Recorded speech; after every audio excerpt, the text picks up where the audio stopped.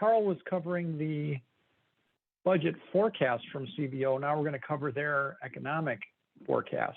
So this is from the same report that they do every year, their budget and economic outlook, which has a ton of great information in it. So if you look at this real inflation adjusted GDP for 2023, they're predicting that the year is going to really slow down, that the growth is going to be closer to zero for the year. And then it'll resume if you go out to the out years, gets back into that 2 to 3% range where we like to see it. Inflation, they've got both a PCE number and the consumer price index number, which we've been covering the last couple of meetings, but we'll go through that again when we get to that section. But they're saying that both of those numbers are going to come down quite a bit in 2023 and then be back sort of to their target sometime in that 26, 27 range. So notice they are expecting inflation to come down fairly quickly initially, but stay out there and still be elevated a little bit into 2025, higher than they would like. The unemployment rate climbing up into the 5% range. That's a very large jump. And if you think of the number that we shared earlier, there's about 166 million in the labor force. If you increase and that's the denominator if you divide unemployed by the labor force, that gives you the unemployment rate. If you were to increase the unemployment rate by about 1%, which they're showing in 2023, that's 1.6 million more unemployed, 1% of 166 million, 1% of the labor force. So that is a lot of people that are suffering if the Fed has to do that to slow the inflation rate. You've probably heard some noise the last couple of days with all the banking drama that they may pause or hold on the interest rates. We'll see if that happens. To be determined. It's still early yet on how they're going to react to all this and how many problems that emerge. Goldman Sachs had an alert over the weekend saying that they don't think that the Fed is going to raise rates, and they've taken it out of their forecast. So we'll see if that happens. That might actually be a good thing for workers if we can avoid this and have a better chance of a soft landing.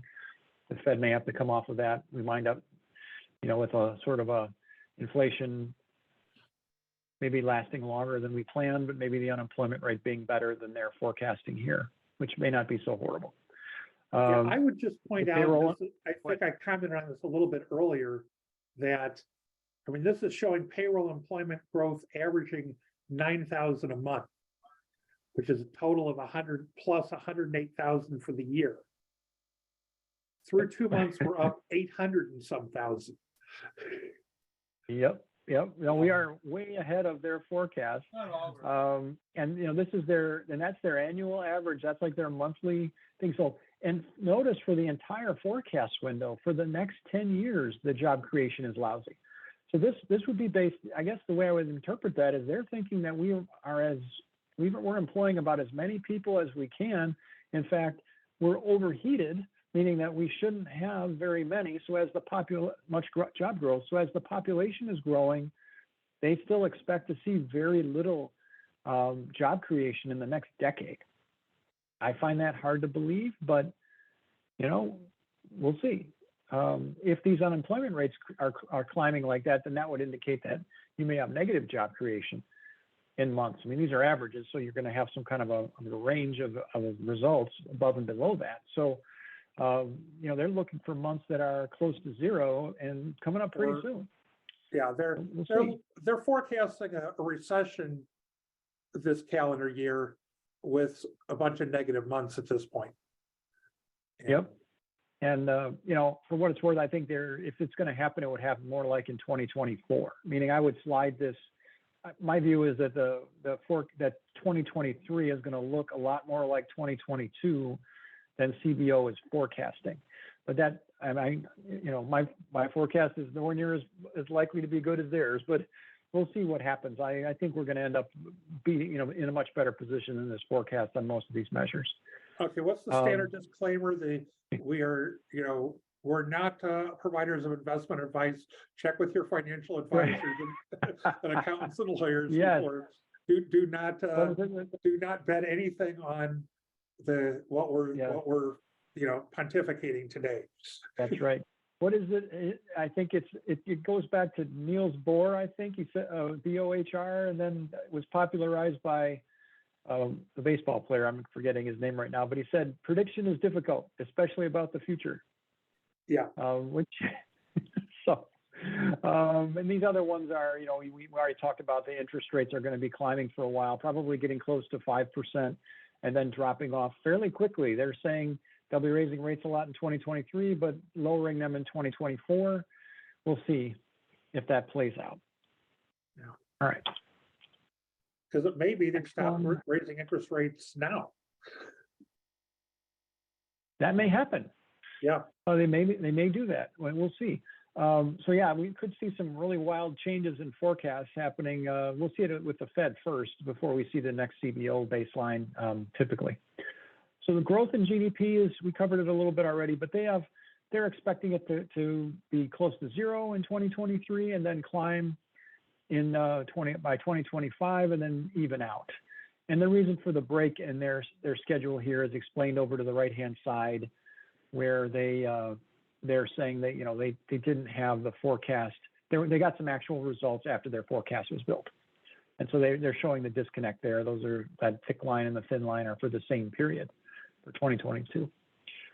They're just showing the gap that they had in their forecast. So close to zero, popping back up, and then back to a more normal level. And these are the components. These are percentage changes. This is sometimes we share a slide with you when we go through the GDP, where we talk about contributions to percent change, meaning all these components add up to the headline number. That's not what this is. This is just percentage changes in the dollar value, the real dollar value of these numbers. And the big story here is the Federal Reserve's interest rates work through the residential area. They work through housing primarily, and housing employment, construction employment, and then also the business fixed investment just above that, where the business investment slows down significantly too, because higher interest rates mean business investment is more expensive. They can't borrow as cheaply, so they do less of it. And these things are, again, expected to be bad in 2023 with some type of recession, and then get better quickly. That would be really nice to see very big residential growth and the business fixed investment growth coming back quickly after they reverse the interest rate hikes. The other areas in here are less critical. When you get down to the bottom of the exports and imports, tend to be really volatile year over year. So it's not really a easy thing to forecast. The consumer spending line is a really critical one. That's most of the GDP. And so that is slowing in 2023, but still positive and not going negative at all in the forecast period, and being the main core element of the GDP growth. And the lower chart, I guess I was talking about, I only looked really at the top part. The bottom part is more of the contributions to GDP growth. I didn't actually study that one, so I'm not going to speak to it, but that's what the chart, those items should all add up. If you were to add them all up, they would add up to the headline number that's in the top row of the top half there. So if you look at 2022, that 1% should be the sum of all that stuff that's at the bottom in the contribution section. That takes care of all the weighting and all the other stuff that weighting with the GH, the weighting of the different areas, like consumer spending is weighted more than some of the other areas. All right, sorry, that's bad. Okay. Job creation, we talked about, gets down under 100, which is pretty shocking. That would be shocking if it really stays down that low. But, we shall see. And what they're saying is that the economy is going to slow. That's going to keep all this down for some period of time. And an average increase of like 78,000 jobs a month. I mean, that's very low job creation. That would be, I don't want to say stagflation, but that would, because we shouldn't have inflation by then, it's just very slow job growth. And they also expect the unemployment rate to be kind of keeping around this 4.5 level, be fluctuating up and down for a little while, and then sort of lock in around 4.5% without a lot of job creation. Bear in mind, 4.5% is a lot higher than it is now, but it's not historically high. 5.8% is the sort of historical unemployment rate average. So it's still pretty low, but it's sitting right there at the border of what they mean by non-cyclical rate of unemployment. Is what they're trying to say is that if unemployment gets much above that non-cyclical rate, it creates inflation. And so they're saying here that you're going to have an unemployment rate that's pretty much at that rate that does not drive inflation. And I think the Fed is managing to that, meaning they will, in theory, barring these banking crises, they will be raising interest rates to achieve that sort of an outcome of the unemployment rate is high enough to where inflation is down.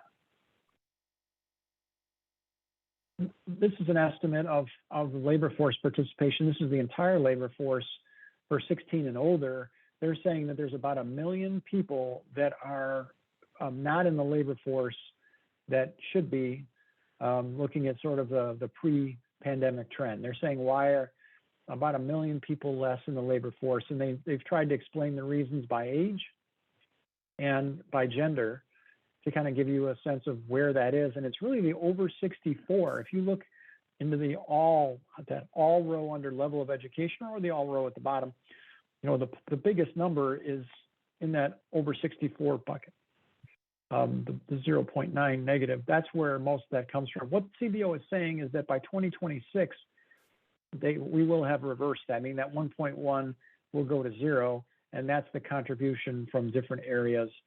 They'll be falling. The number of missing people will fall by 1.1 million. The number of missing people in the over 64 bucket will fall by 0.9 million. That's what they're saying. Here's inflation. This is I didn't label it as, I didn't, I fixed it in the later version here, good.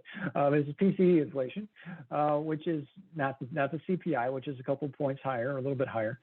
But the PCE is going to come down to the 2% target sometime, looks like in that 26, 27 range, based on what the Fed is doing with the interest rates. We shall see that happens. CBO commented, now you've seen this slide a couple of times, but I added the CBO's commentary at the right. This is the idea that in the pandemic, people saved. They didn't spend on services. They spent more on goods, but they used to spend so much on services that when they saved a lot on it, not going out to restaurants and bars, not going to spas, not going on vacation as much, they saved a lot of money above the pre-pandemic trend. That's called excess savings. And the chart shows how much money each group had on average, that's per household. So a typical middle-class family in that 41st to 60th percentile had $10,000 more in the proverbial bank account than they would have before the pandemic, based on all these factors of, the checks, the higher wages, the tax credit, child tax credit, savings on the pandemic, all that stuff included in there. And you can see the top 10% with almost $70,000 on average. Now, what CBO is saying is they're not as big on this idea as the inflation driver that I am and some other economists are. They're saying, yes, it contributes and it's in blue on the right, elevated levels of accumulated savings continue to contribute to consumer spending. And the Fed chair has lamented that. He said one of the reasons interest rates aren't taking hold is because we're not slowing down the consumers. They got so much money and they keep spending it even though we're hiking the interest rates. So he really talked about that a fair amount. He called it the consumer balance sheet being very strong. And so CBO didn't put a number in the outlook that I saw. It may be buried somewhere. I didn't see it, but they're commenting on it. They are identifying it. And at the bottom, it says, by the end of 2025, about half of the stock of peak excess savings will remain, meaning this is being spent down slowly. Some groups may spend it down faster than others. I shared a slide last time that showed that checking accounts of the bottom 20% are down while everybody else's are up. So it relative to pre-pandemic. So it may be that lower group gets hit first and they're not able to spend the way they'd like, but the other groups can continue to do that for some time.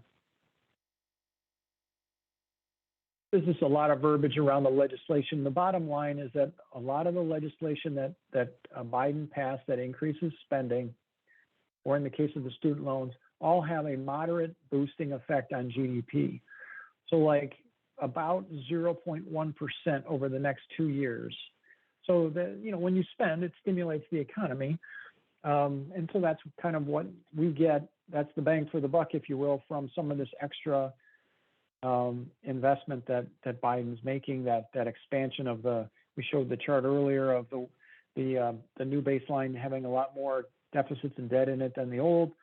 That translates into some boost in GDP, but they're very minor in their view.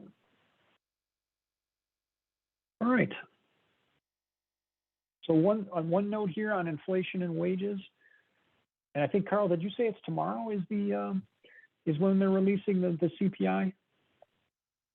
I think it's this week. I wasn't sure when it is exactly, but that makes sense if it's tomorrow or the day after. But so the inflation data I'm going to share with you is through January, not February. The labor market stuff we shared earlier is through February. So I can't get an official real wage through February. We also got the nominal wage data in February. I can't give you a real number until I get the inflation statistics. So some of this stuff is a month older. It's through January, not through February.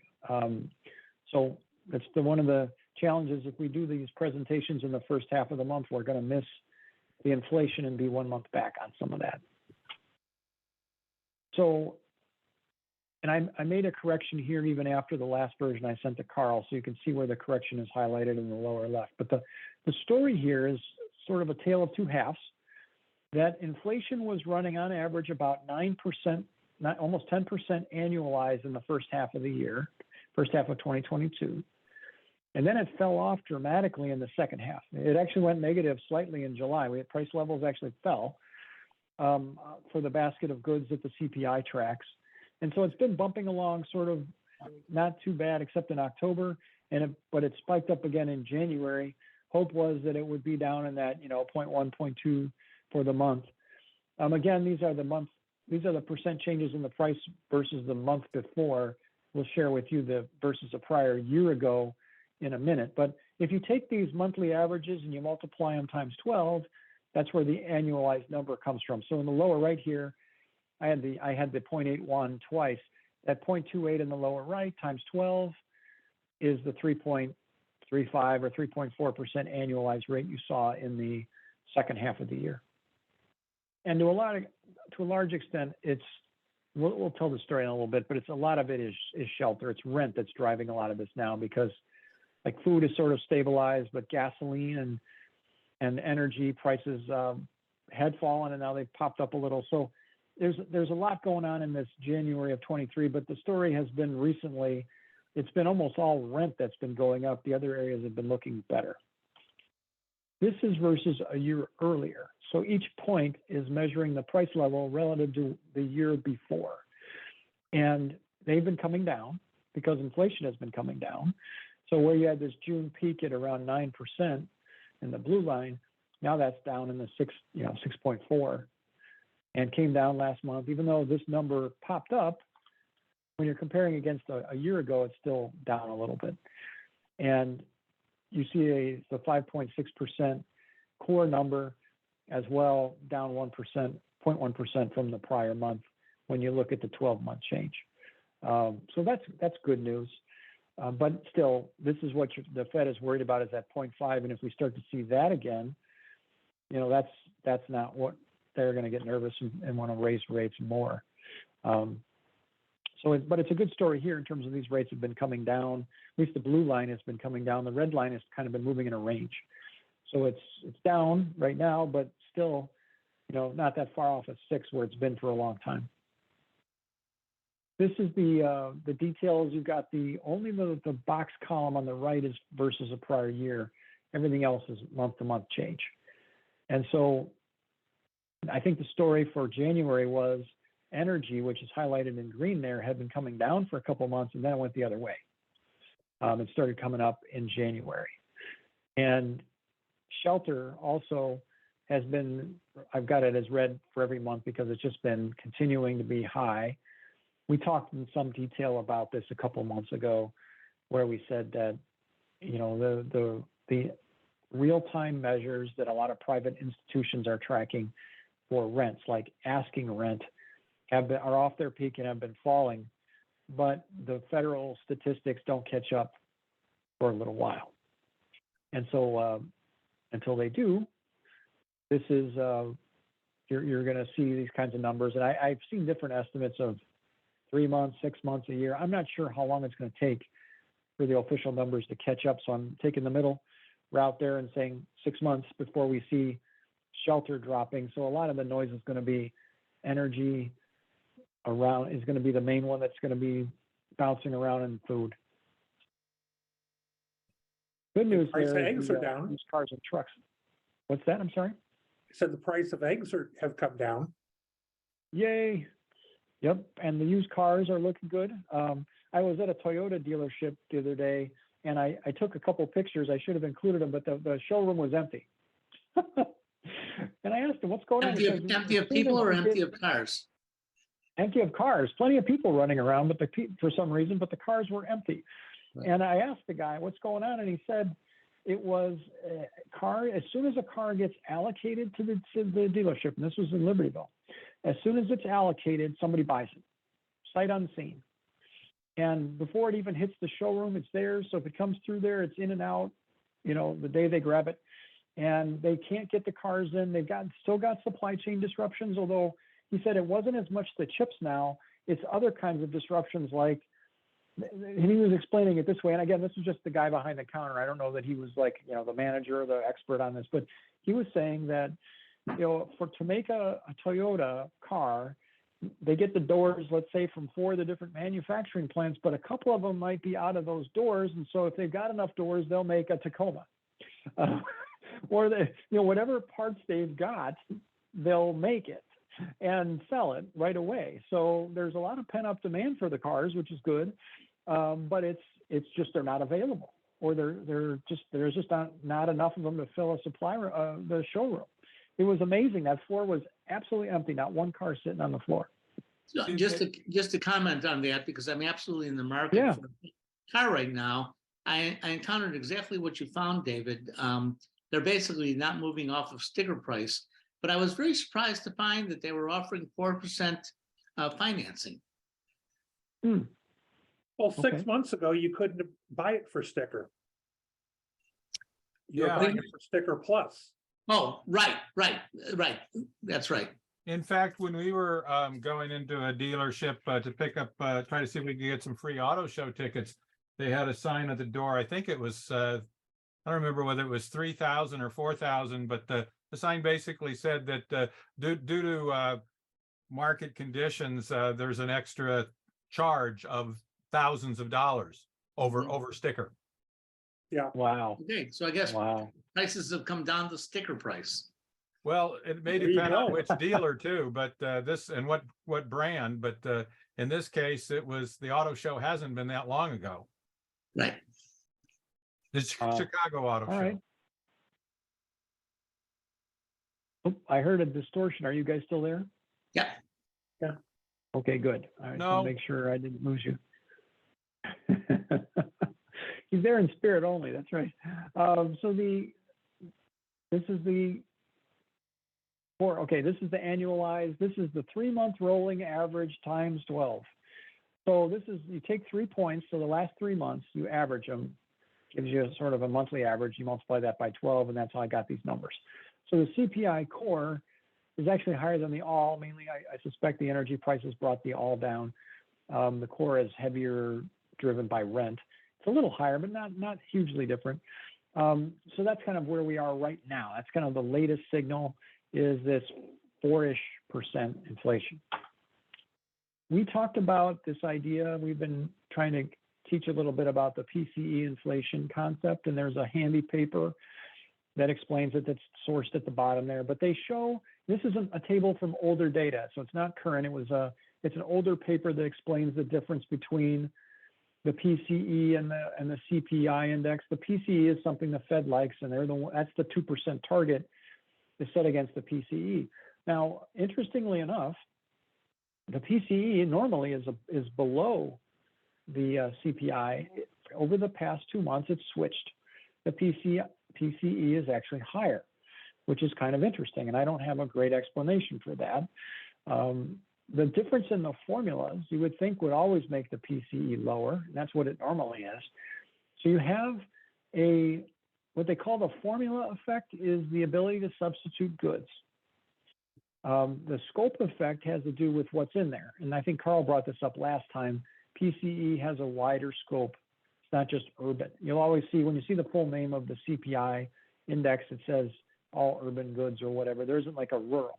I think Paul brought that up a long time ago. I remember it stuck in my brain of is there a rural measure? Well, the PCE gets you a little closer, Paul. I can finally answer your question a little bit.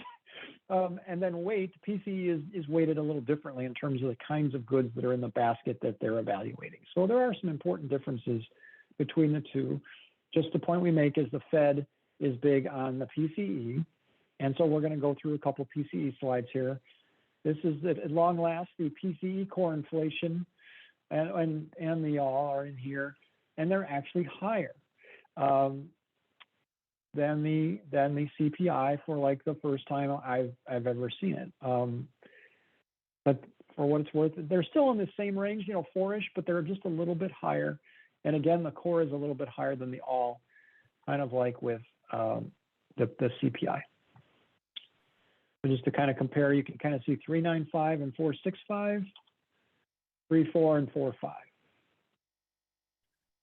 The core, 465, is a little higher than the CPI core, and the 3.95 PCE all is a little higher than the CPI all.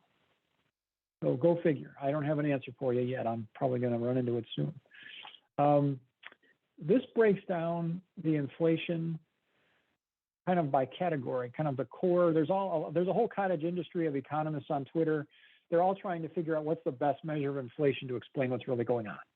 And so and this is the Fed, so let's use the official, kind of, it's about as official as it gets.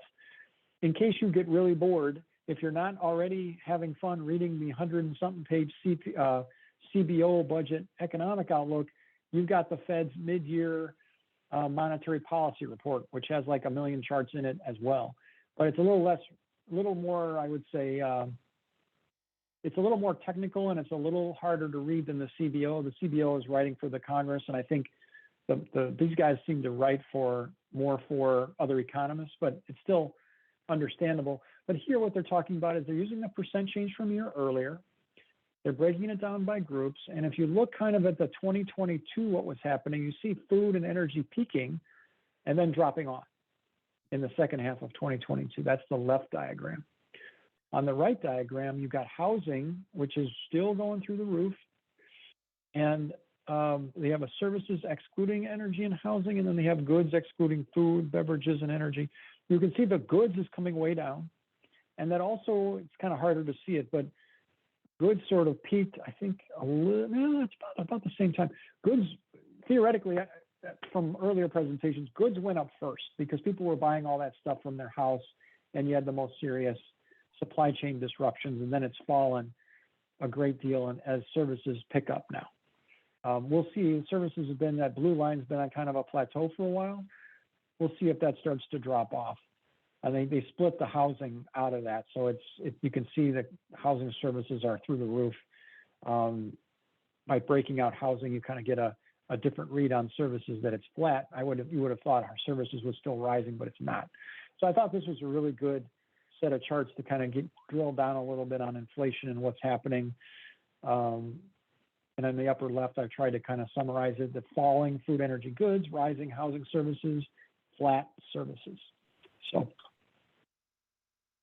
there's another industry out there trying to figure out how much of this is demand driven, how much of this is supply driven. The point being that supply driven inflation, the Fed can't do much about.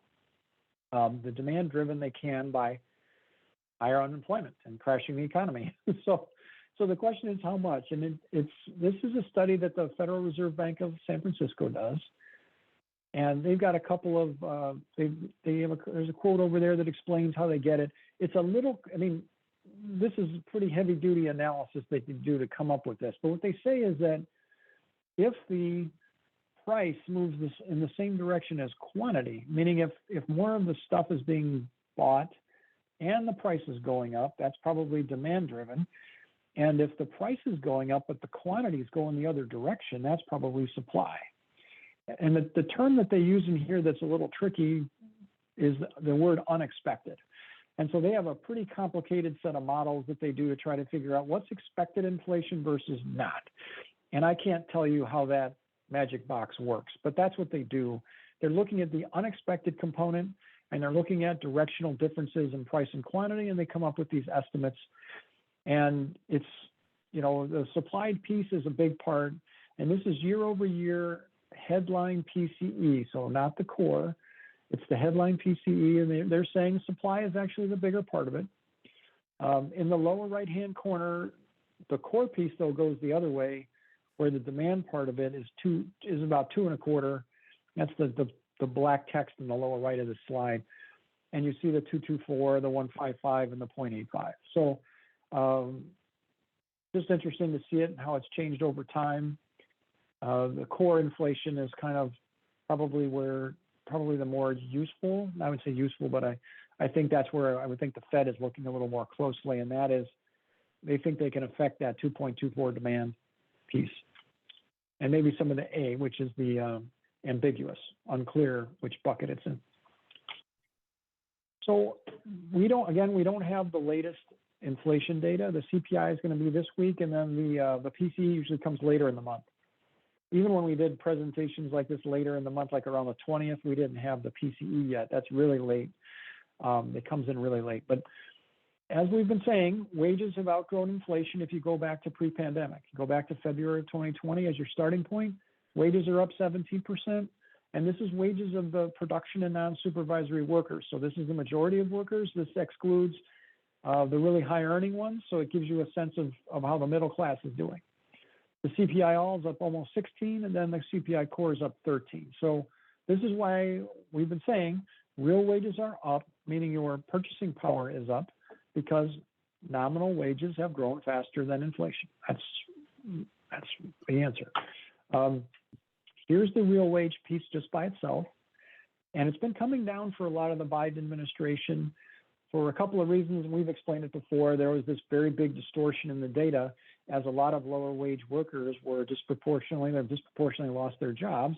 And so the average was, based on who was left, was much higher. And that's been working itself out as we get back to full employment again. And so now we're down in this range of, it's been just kind of trickling down, and Republicans have been saying that a lot. But interestingly enough, take a look at this. If you average the real wages by month for each president, Biden is number one. So this is $2022 for everybody. Biden actually has had the highest real wages of any president, going back all the way to LBJ. More purchasing power on average during his administration, even though that number has been coming down. Remember, it's been coming down from this crazy high peak, and it's still extremely high. Look at how much higher than it is in 2019 and 18. So it shouldn't be shocking. And Trump also had a very high number. But again, adjusted for inflation, everybody's apples to apples here.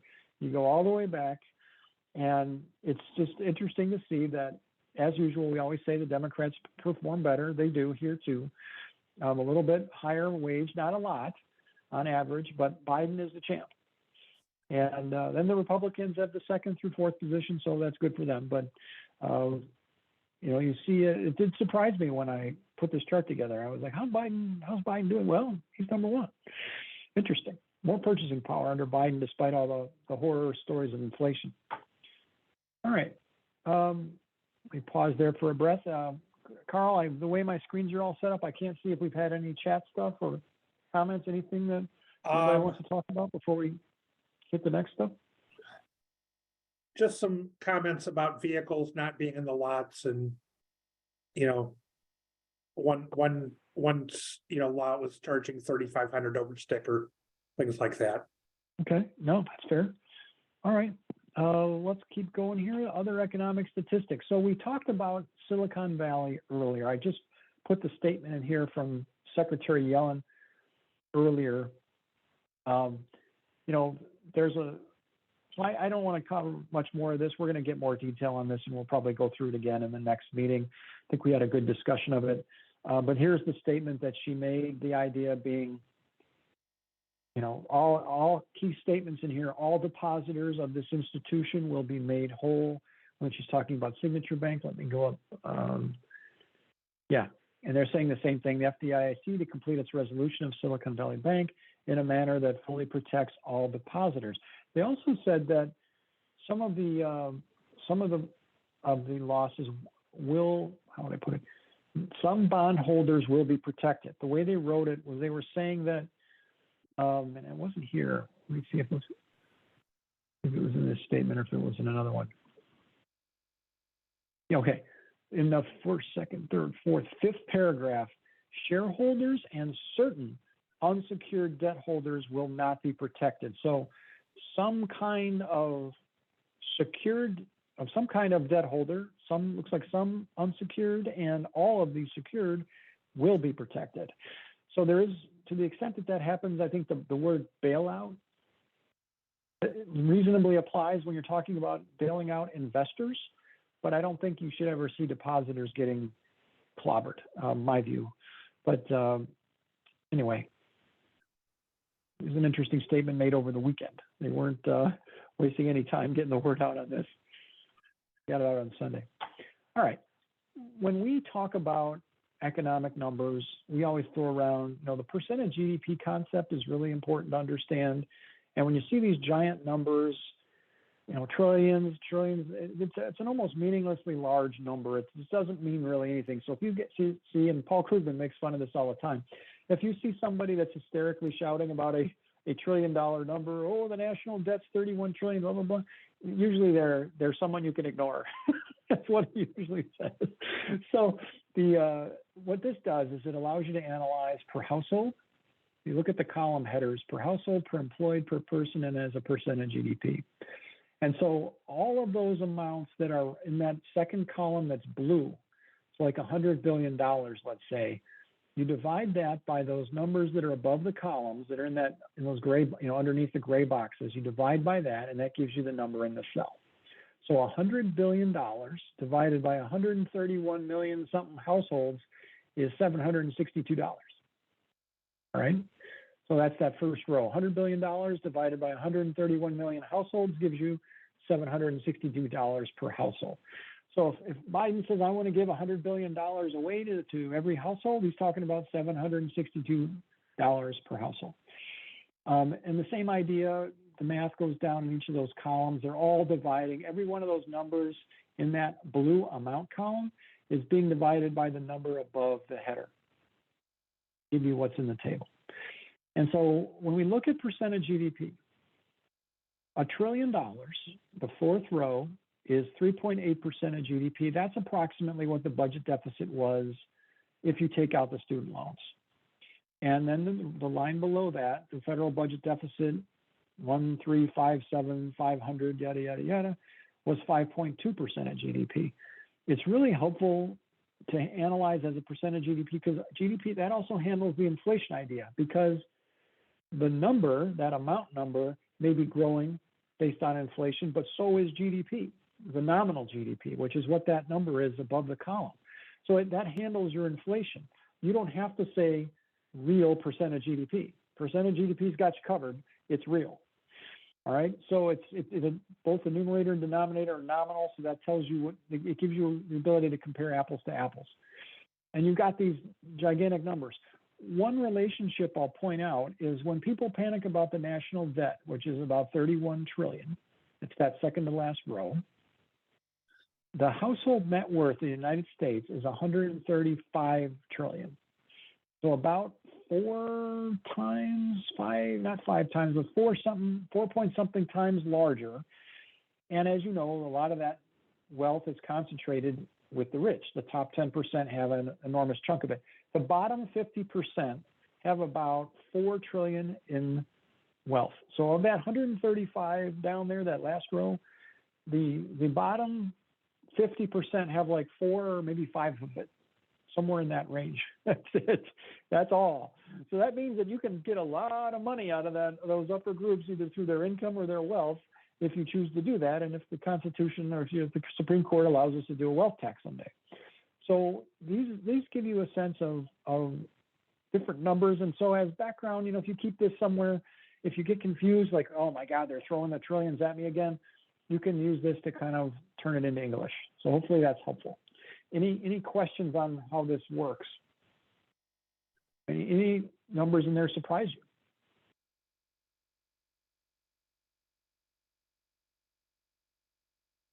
One thing, another one I'll point out is the tax expenditures. I talked about it a little earlier. It's the 6th row. The 2023 forecast for tax expenditures is 1.9 trillion. And just look at the number right above it, the budget deficit, 1.3. There's a lot of money, as Mark and I were commenting on, there's a lot of money out there that you just can get to if you just take away all those ways of getting around paying the tax tables. And it's also very concentrated. Rich people are really good at getting tax expenditures that benefit them.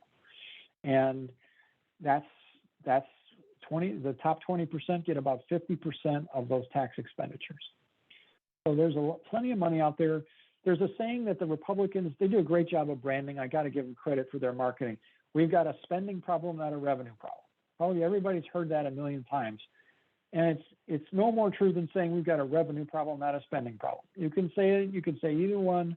The fact is the equation is revenue minus expenses equals surplus or debt. They're both important. And there's plenty of money to get from this. Also, remember, we'll go through this because we're about to get the full year results for the numbers that I would need for it to do it right. But this idea of the sector balances is that you want to run a trade, I should have the trade deficit in here. I guess I took it out. But you should have a budget deficit around the size of your trade deficit or bigger. The trade deficit is around 3% of GDP. So your goal in your running your deficits is not zero or surplus.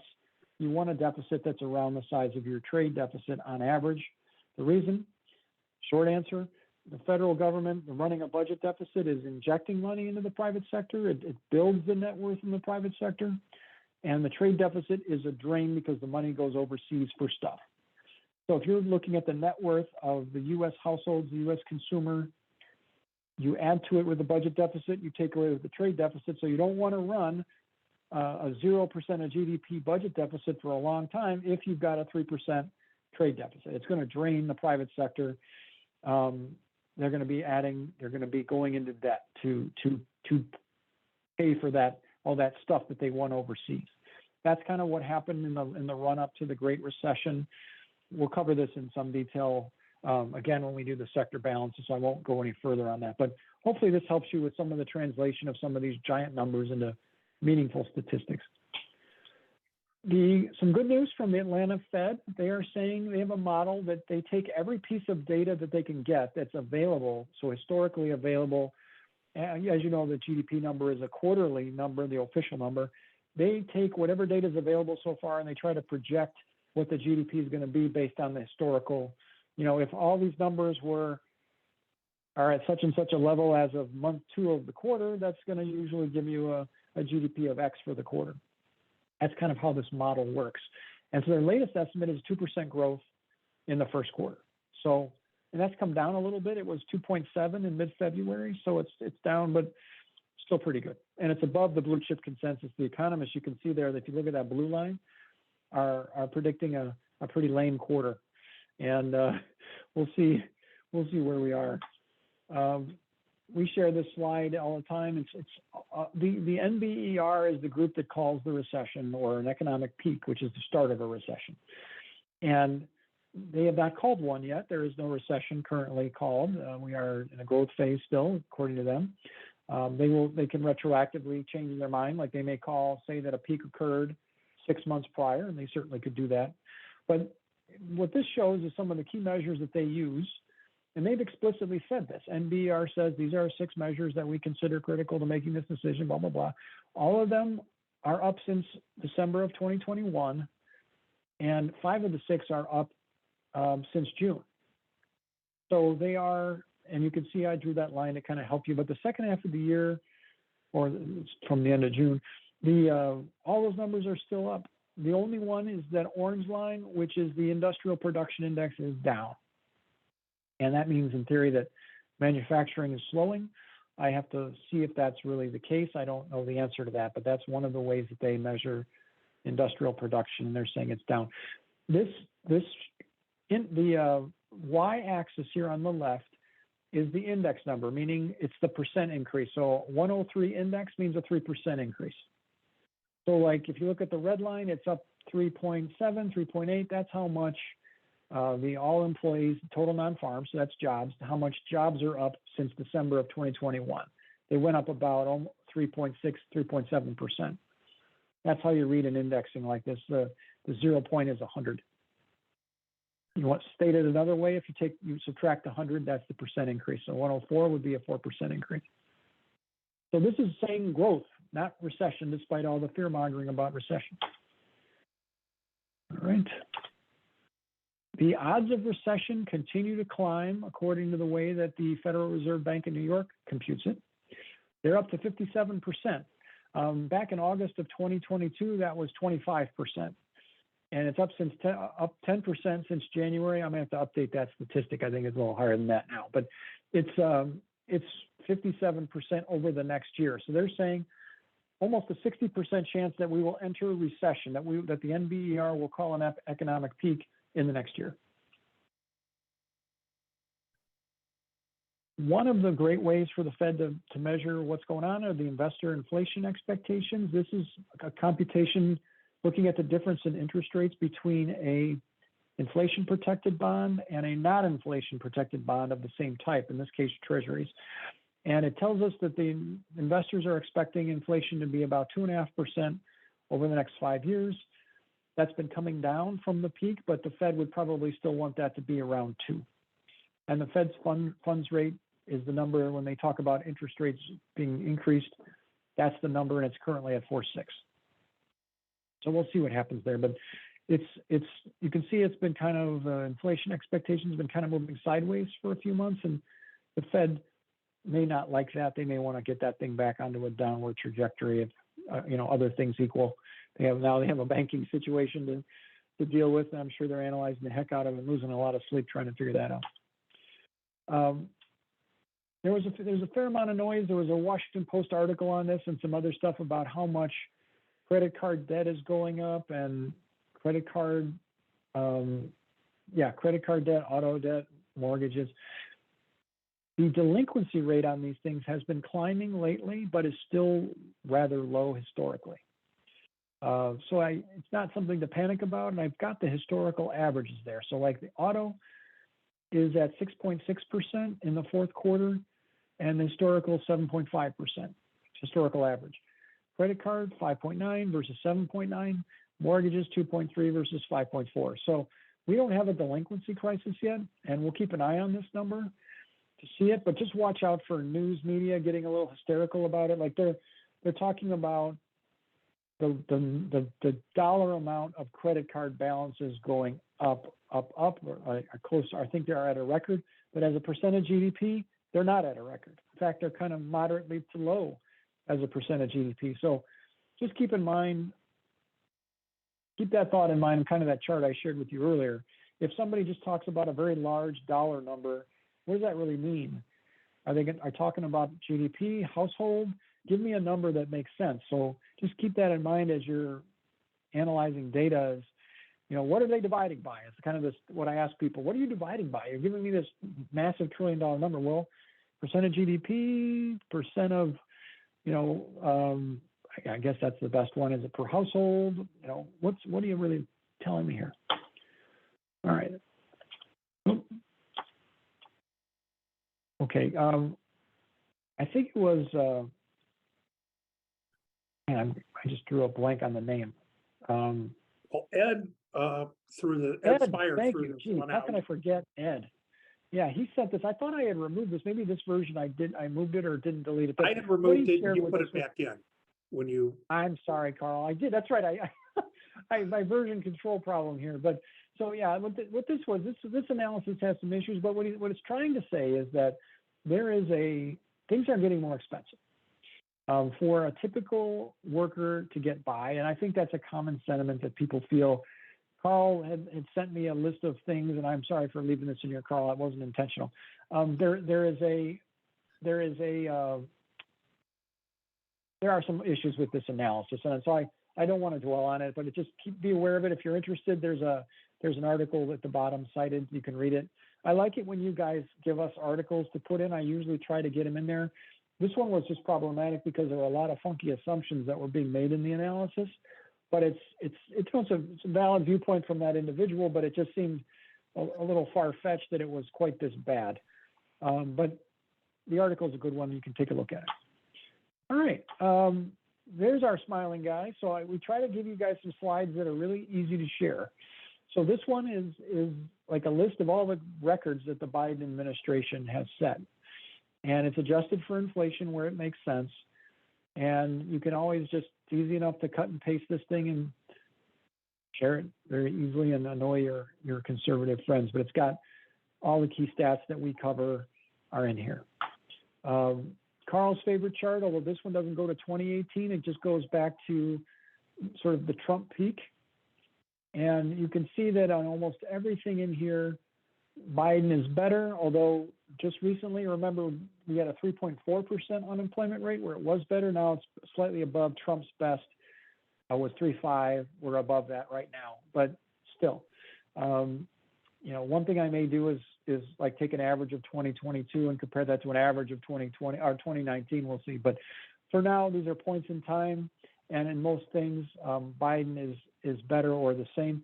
One area that caught up is the employment to population ratio. It had been it favored Trump previously, but Biden has now caught up. If you're using the February 2020 number, which I've been using consistently with this analysis for comparing to Trump, that was sort of the peak pre-pandemic month.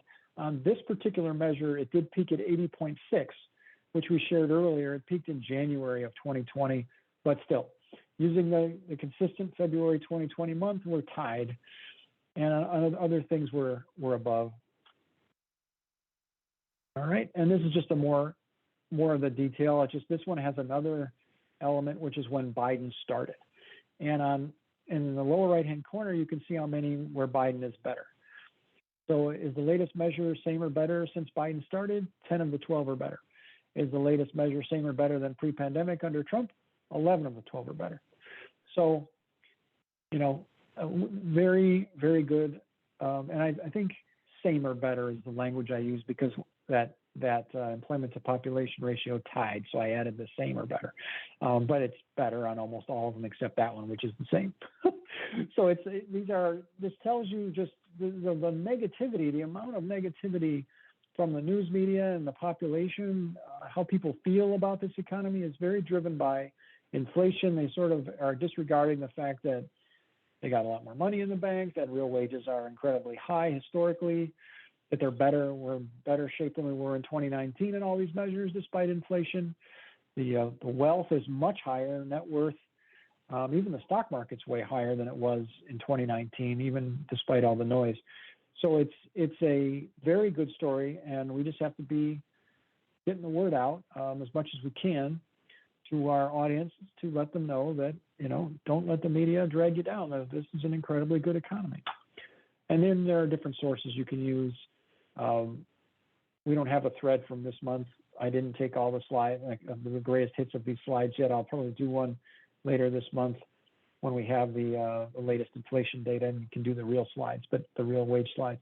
But this gives you some good stuff, some good sources of information and things to share